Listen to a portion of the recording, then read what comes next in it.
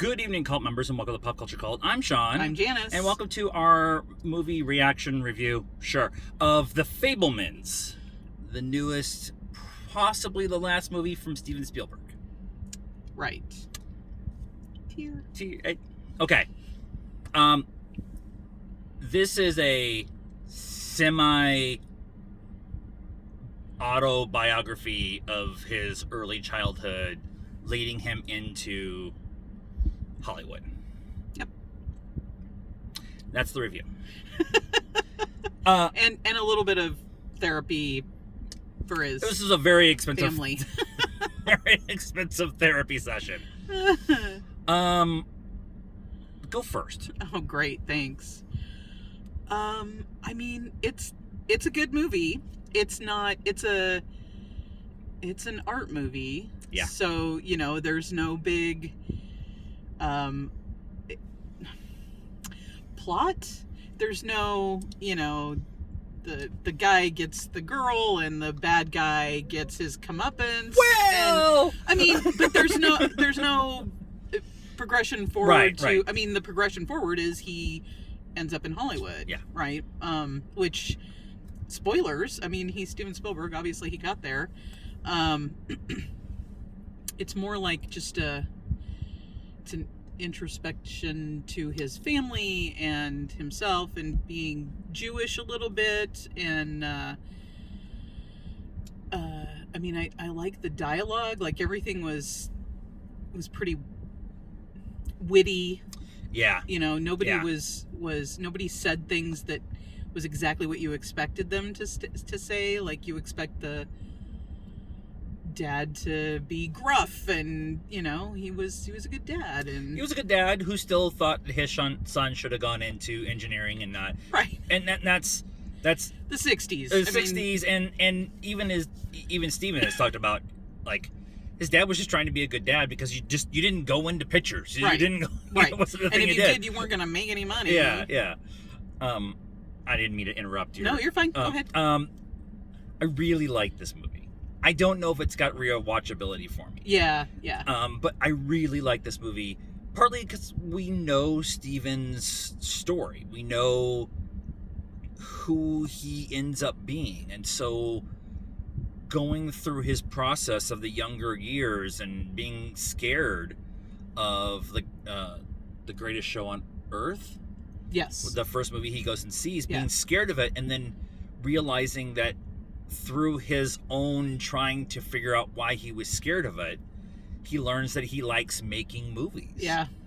And just everybody who's ever really become a big-time director, Quentin, Robert Rodriguez, Spielberg, George Lucas, everybody has had that in their formidable years. They actually get a camera instead of a baseball bat, or they get a camera instead of baseball cards or comic books or stuff like that.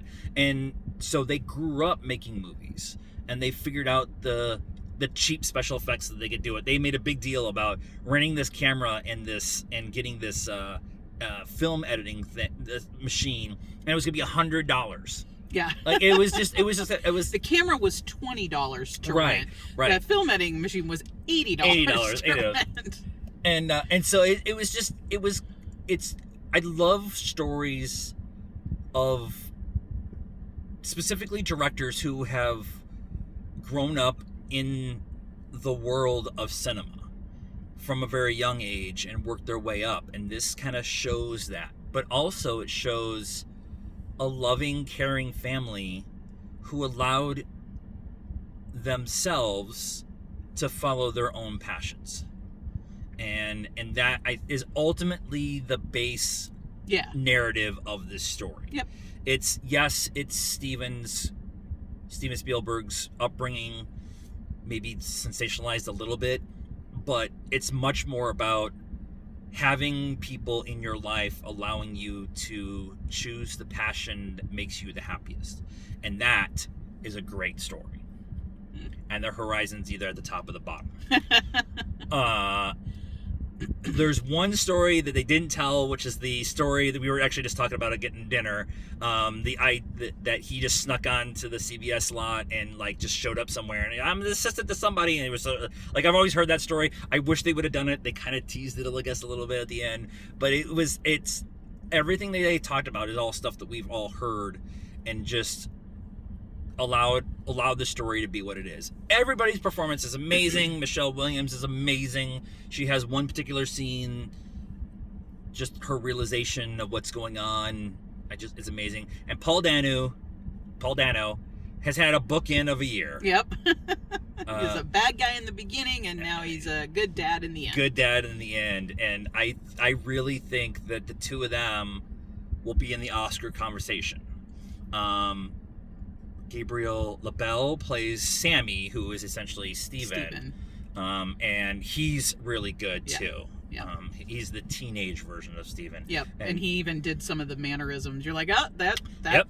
I've seen that. I've seen that before. Yep. So I like I said, I don't know if it's rewatchable for us, but it's really damn good. Skewer 8. I'll say 825 just to make it different. Okay.